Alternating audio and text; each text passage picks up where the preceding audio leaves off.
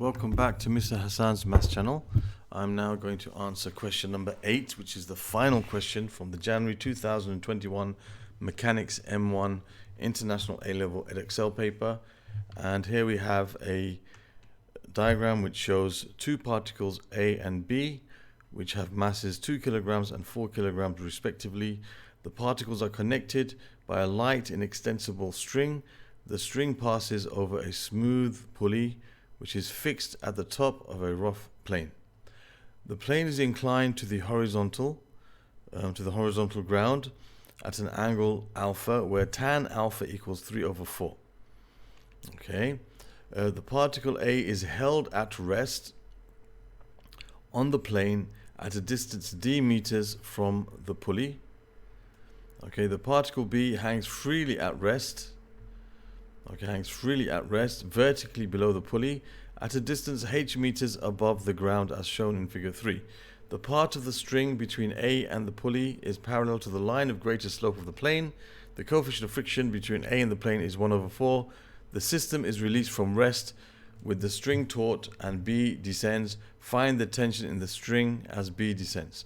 Now, just a little side point, what it means here when it says the part of the string between A and the pulley is parallel to a line of greatest slope of the plane. So basically what it means is the following. It's like a lot of students don't understand what do they mean by this. Just want to explain. If you were looking at this from this direction, okay, if you're looking at it from that direction, what you would notice is it would be like in front of you would be like a ramp, just like a slight angle. There would be like a ramp going up. Yeah, that would be the angle alpha. It would be like a ramp going up. What they're saying is that the pulley is at the top of the plane, and the string, it comes straight down the shortest distance down the slope. It's not like slanted, slanted this way or that way. It's like coming straight down, so that's the shortest distance between the bottom of the slope and the top of the slope. That's what it means here by where is it? This part of the string between A and the pulley is parallel to a line of greatest slope of the plane. So if this is A and this is the pulley, it's straight up. It's not like A is over here and the string is at an angle. Okay, so that's what it basically means by that statement. Okay, so that's how we can understand it. All right, so now let's get on with the question. So we got to find the tension in the string. Let's put the forces. So we got 2 kilograms and 4 kilograms respectively. So we've already got those. I'm just going to put the forces acting on this. I'll make this slightly bigger so I can see what's happening. I want to draw it down here so I can see it when I'm making my equations of motions. So I'm going to have here the force of 2g newtons. 2g meaning 2 times 9.8 force of gravity. No, it doesn't mean 2 grams like some people misunderstand. So this is 2 times g. So, oh, sir, why has it become grams? It was kilograms. No, the g stands for here 2 times 9.8. The acceleration due to gravity. The weight is mg. That's what it stands for. And this is 4g. Okay, and we have a tension in the string which is causing that to be pulled upwards and causing this to be slowed down and it's falling downwards. Okay, we have the tension in the string. We have a rough plane, so that means we should consider also the reaction force which is acting perpendicular to the plane. And we should also consider the fact that if this is moving up the plane, it's held at the plane, it's released from rest and B descends. So if B descends, what that means is that it accelerates towards the ground. That means this moves in this direction, acceleration that way. That means if it's a rough plane, friction is going to oppose the motion. So friction is going to act this way, and because it's moving, friction is going to reach its maximum value. So this is F max. The friction has reached its maximum possible value, which I call X max. So we know that there's a friction, and the maximum value of friction has been achieved because it's going to be moving. Okay. What else do we know? I think that's it. Okay, we also know that tan of the alpha is 3/4. That's important. Tan of the angle alpha is equal to 3/4. That will help us in resolving the force or the weight. So now we got the force or the weight is going to be resolved in a direction which is perpendicular to the plane. Okay, which is like that. So I'm drawing that as a dotted line to show that I'm just resolving it's not new force, it's just resolving this 2g Newton's force and perpendicular to the plane. Just make it a bit longer so I can see better. Okay, so this angle here is alpha.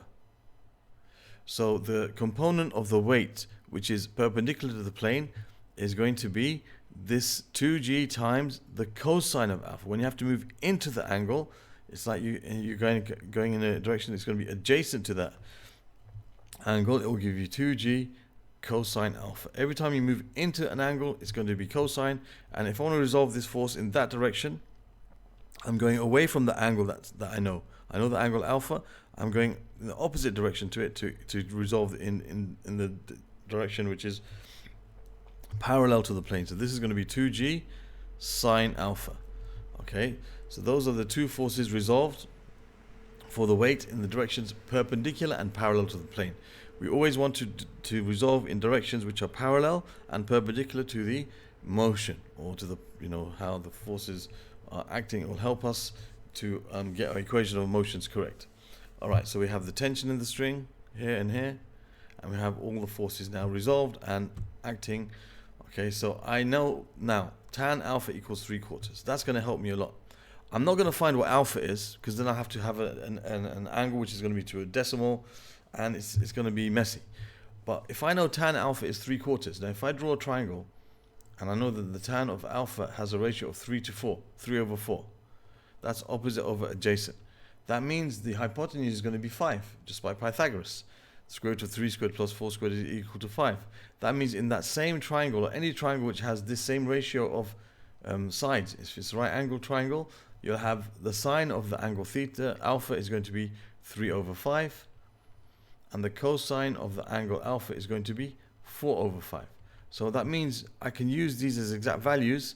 I don't have to find what angle alpha is and then find the sine of that. I can say sine theta is 3/5, so this is 2g times 3/5, and this is 2g times 4/5.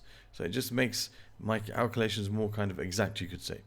Alright, so now we want to find the tension in the string as B descends. Okay, so basically here in this type of question, sometimes you don't even know how you're going to answer the question, how you're going to find what they're asking. But what you always will have to do is resolve forces perpendicular to the plane and parallel to the plane, and that would be most of these 9 marks. Maybe 6 marks out of this 9 marks would be just for resolving the forces. So if we resolve the forces which are parallel or perpendicular to the plane first, so I'm going to take I know that the force acting up here is R, and that's equal to 2g cosine alpha. Okay, I also know from here that T, well, in fact, if we look at, this is considering particle A. This is particle A. I'm also going to consider particle B. Okay, particle B, I know it's descending downwards here. So I can say that the resultant force, because it's going down, I'm going to take down as positive. Alright, it's going to take down as positive. So if I resolve the forces taking down as positive, I can see that 4g is acting down, minus t, which is acting up, is equal to the mass times the acceleration, which is 4 times a. This is using the resultant force is equal to the mass times the acceleration. The resultant force is 4g minus t, and that's equal to the mass, which is 4 times the acceleration. So I can see that t is going to be equal to 4g minus 4a. In fact, I can just leave it like that. We'll see what happens. So that's one equation. I have t and a unknown. Now, from this equation here, I know r equals 2g cosine alpha. So I can say r is equal to 2g times cosine alpha, which is 4/5. Okay, which is going to be 8g/5. And I know also that the maximum value of friction is equal to mu r, and maximum value of friction has been achieved. So with this r, I can find what this F max force is. So that's going to be equal to, now remember, mu is equal to 1/4. Mu is the coefficient of friction between the plane and A. So mu is equal to 1/4, and you multiply that by 8g/5. So we know that the maximum value of friction is 2g/5. Okay, 2g/5 is F max. So I know that this is now 2g/5. I'll leave it in terms of g for now, and in the end I will simplify. Okay, so now we know F max. So now what we can do is we can resolve forces parallel to the plane. Okay, so it's going to be moving this way, so I'll take up as positive. So I can say up the plane is acting T. So I have T minus, I have the component of the weight, which is 2g sine alpha. I also have the friction, which is minus F max is equal to mass times acceleration. The mass of this is 2 times acceleration a. All right, so this gives me T minus 2g times sine alpha. Now sine alpha, remember, is 3/5. So it's 2g times 3/5 minus F max, which is 2g over 5 is equal to 2a. That leads me to the equation. You got that 6g over 5 and minus 2g over 5. So T minus 8g over 5 equals 2a. Okay, because that's 2 times 3 is 6, and 6 minus 2 is 8, 8g, minus 8g over 5, and that's the second equation. So I have these two equations here which I can combine. So I'm going to do that on the next page. Okay, so here are the two equations that we formed, and we can solve these simultaneously to find what T is. But what I'm going to do first is, instead of, well, I guess I could make the A's the same. Yeah, I could make the A's the same. We have to find what T is. I'll make the A's the same. I'll multiply this equation by 2. So I'll have 2T minus 16G over 5 equals 4A. And if I subtract these two equations from each other, I'm going to have, let me write this the other way around so that they're together. So we're going to have minus 2T. Okay, I had to multiply this one by 2. I had to multiply this one by 2. So minus 2T. Minus 2t will be over here, and I'll have 2 times, so it will be plus 2t actually, and I have 2 times 8g over 5, which is minus 16g over 5. I've just rearranged this and multiplied it by 2, and now I can add these two together. So I'm going to have 4g, or subtract these, so I'm going to take this as 3. So I have 3 minus 1. If I subtract them, I'm going to get minus 16g over 5 minus 4g. So that's minus 16g over 5 minus 20g over 5. Okay, that's like subtracting those two. I have 2t minus t, which is plus 3t is equal to 0. 4a minus a is 0. So I have minus 36 over 36g over 5 equals 3t. So I can say 3t is equal to plus 3t is equal to 0. So I can say 3t is equal to 36g over 5. So t is equal to 12g over 5. Divide both sides by 3. So I have 12g over 5 is the value of t.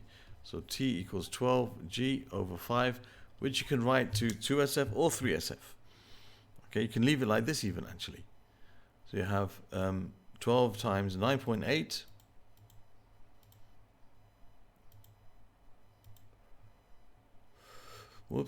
times 9.8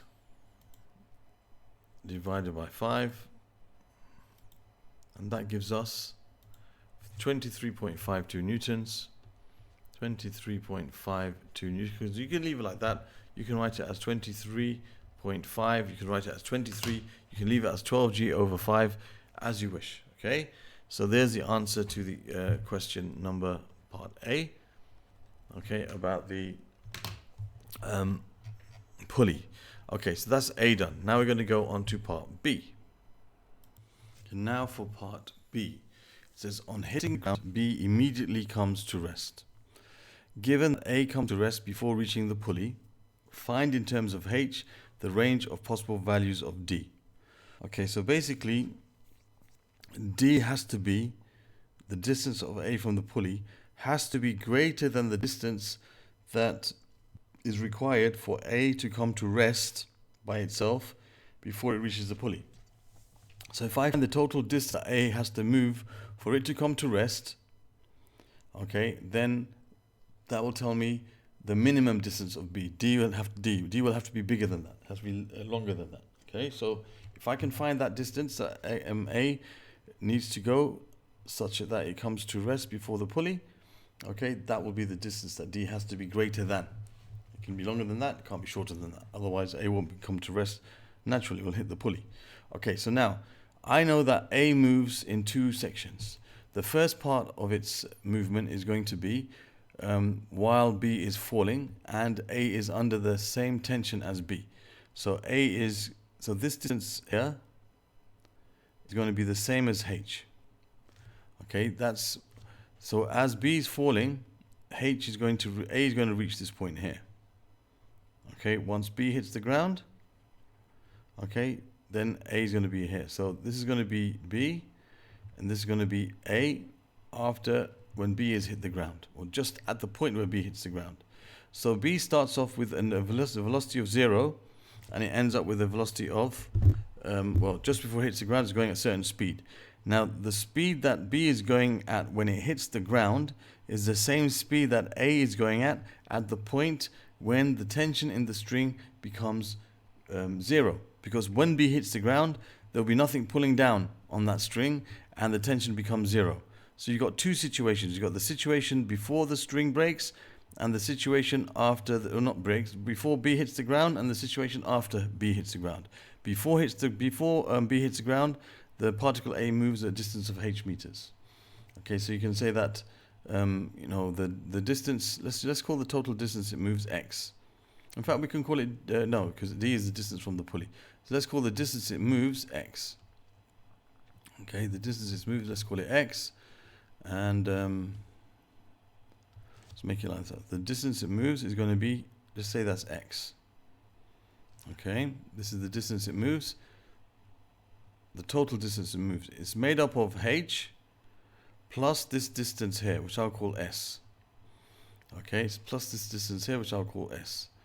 Okay, so the total distance that it moves is going to be h plus s, and d will have to be bigger than that. Okay, so now this is the first section, and this is the second section. All right, this is when it's being pulled by the string, and this is where it's no longer pulled by the string. Two different situations, two different accelerations. Okay, so I know in situation 1, okay, it's moved h meters. In situation 2, it's moved s meters. Okay, so in situation 1, we need to find, for me to find how far it moves in the new situation here, I need to find what its speed is at the point when B hits the ground. So I need to find the speed of B when it hits the ground. So that's the first situation I need to do. I need to find the speed of B, okay, when it hits the ground. When it hits the ground. Okay, that's what I have to do first. All right, now, what is the speed of B when it hits the ground? Well, let's have a look. I have Suvat. Okay, I need to use the Suvat equations. Okay, Suvat. So if we use the Suvat equations here, we're going to have S is going to be the distance it moves. So we're looking at B. The distance it moves is h. U is equal to 0. And considering B now, you see, the speed as it hits the ground, it's fallen a distance of h. U is 0. And we're taking down as positive because it's falling downwards. V is equal to what we have to find. A is the acceleration that it's been under. So that's where I have to now use this. Okay, I want to find the acceleration. So I need the acceleration, okay, of B, okay, before it hits the ground.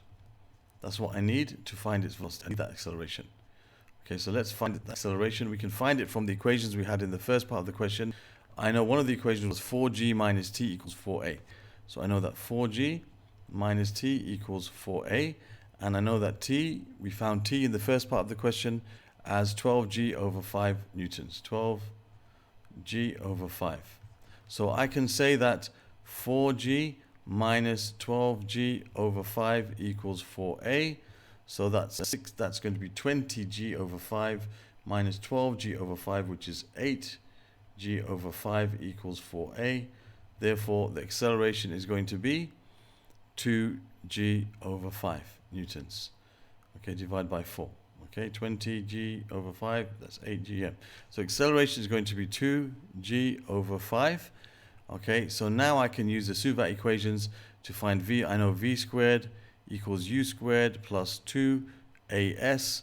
So v squared equals u squared, which is 0, plus 2 times a, which is 4g over 5. So it's 2 times 2g over 5 times s, which is h. So in terms of h, v squared is going to be 4gh over 5. Therefore, v is going to be the square root of 4gh over 5.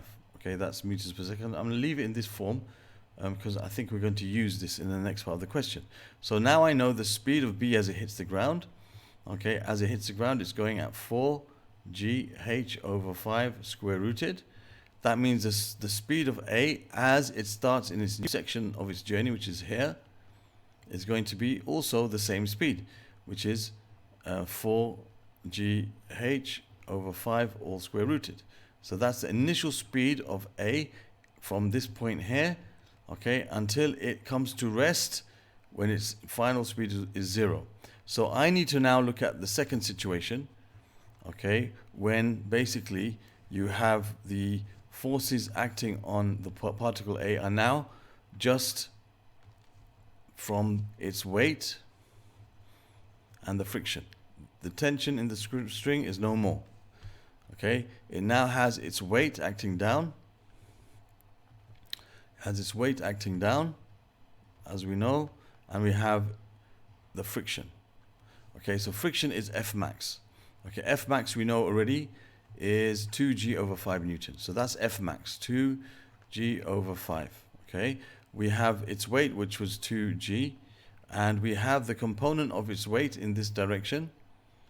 Okay, we have the component of its weight in this direction here. So this was alpha, and we had the component, as I said, of the weight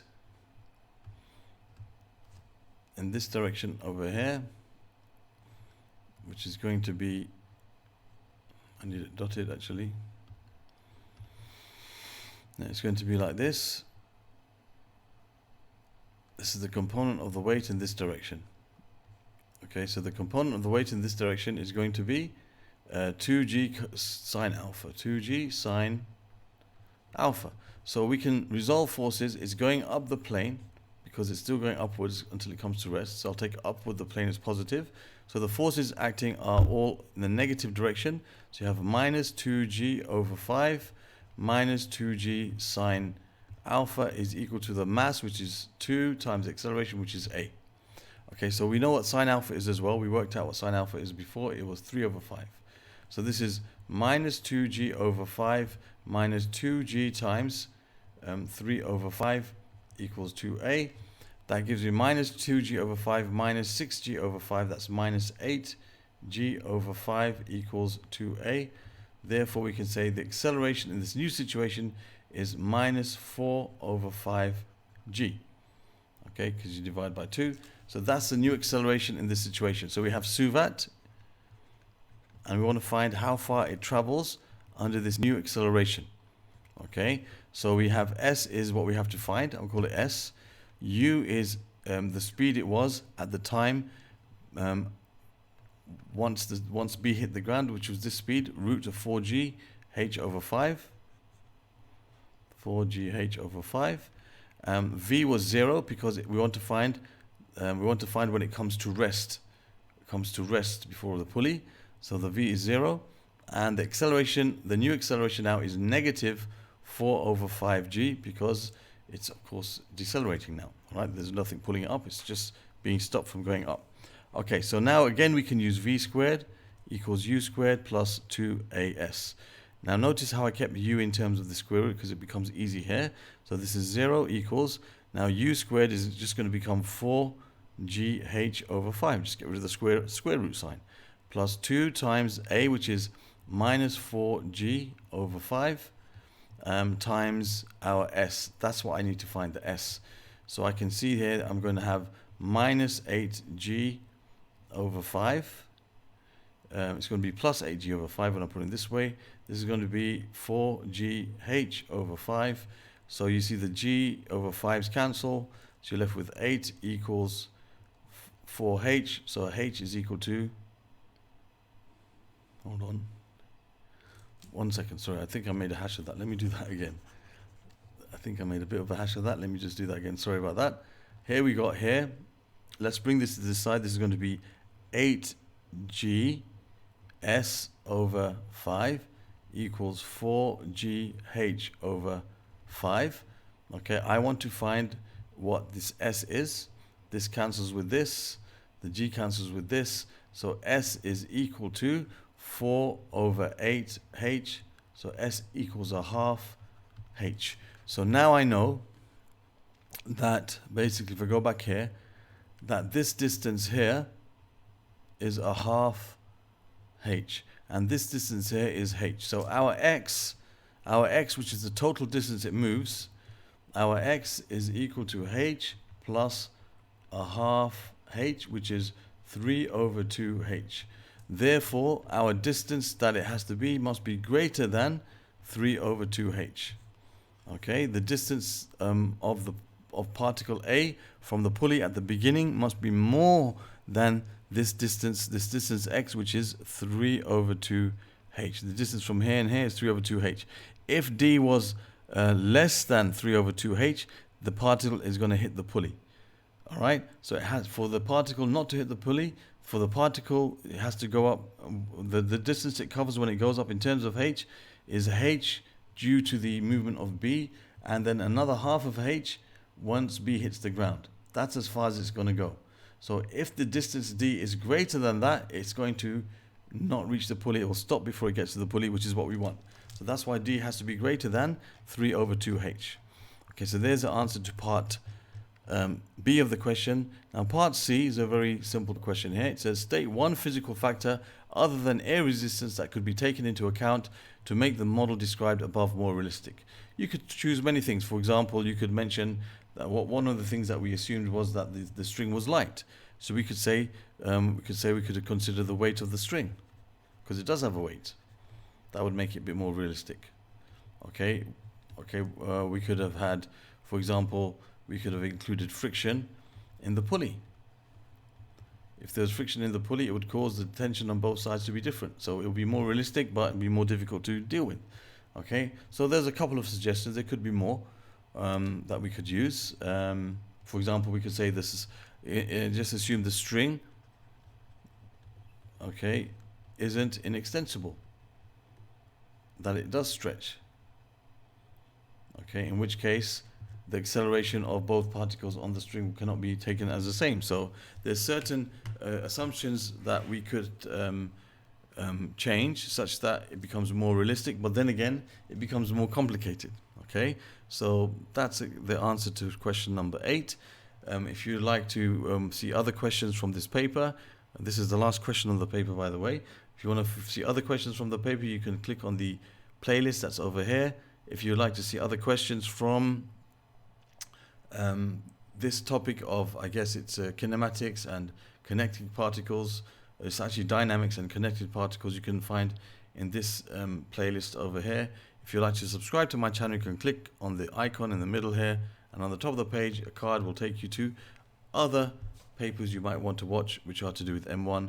Thank you for watching, and see you soon.